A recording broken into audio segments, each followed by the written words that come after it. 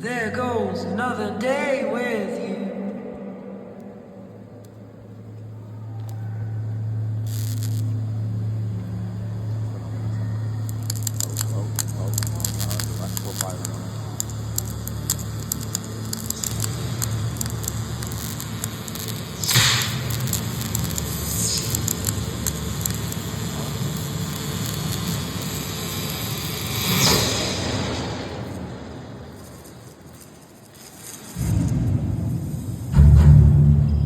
Hello, automatic fire alarm showing at York Minster, around Deep Gate, York.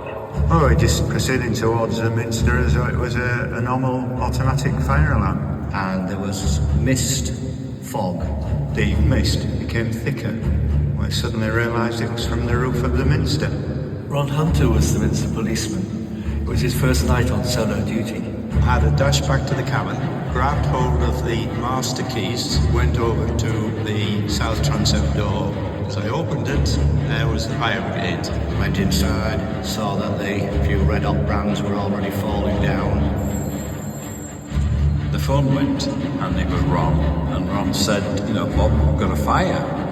So having joined Ron, went into the south transept itself, and the flames were actually coming through the vaulted ceiling. Control from York 1, assistance message from Station Officer Wright, make pumps 4, over. My daughter rushed in and said, Daddy, the Minster's on fire. I'm not joking.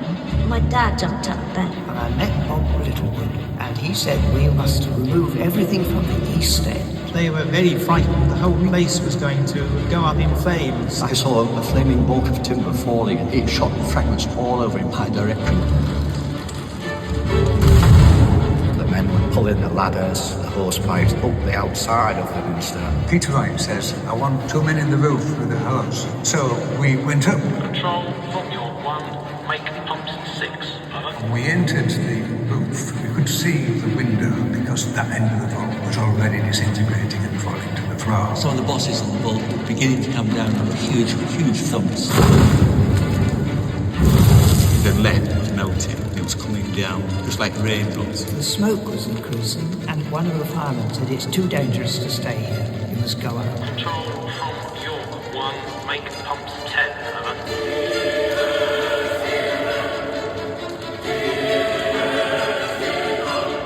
There were pipes going down to the river with generators pumping the water up from the river. The doors would open, and all you would see was this thick, acrid smoke pouring out of the place. And I thought, by gum, they're going in there and slavery for you. There were 3 firemen literally beneath the great central tower, hosing straight up into the fire. We were working a lot at roof level. The firemen were above the fire, and all the heat and smoke was coming their way, so they were taking a lot of punishment. The fire was so intense. Make pumps 15, turntable ladders 3, over. As the fire progressed, we moved nearer to the firefighters. It was quite frightening. There was a great danger that the fire would spread even further. There was no question that the south transept roof was beyond saving. They actually made it fall because they realised once it was down, the rest of the building was safe.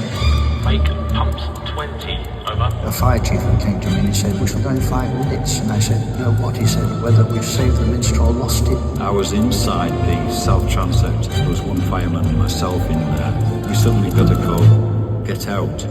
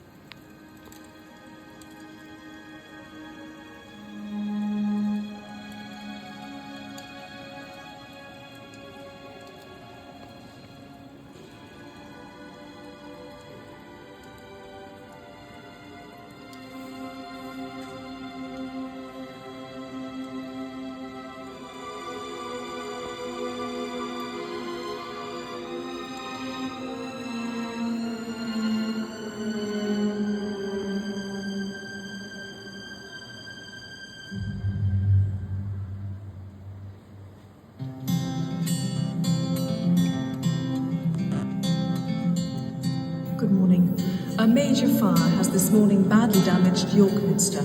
Part of it is gutted and the roof of the south transept is completely... Well, let's go straight to York and find out what's happening there at York Minster. On the line now is our religious affairs. Charred beams, smoking rubble and black water on the floor. This morning, firemen from all over North Yorkshire were on the scene within minutes. Total damage is estimated at more than £1 million. The Archbishop of Canterbury... When sleep has left your bed,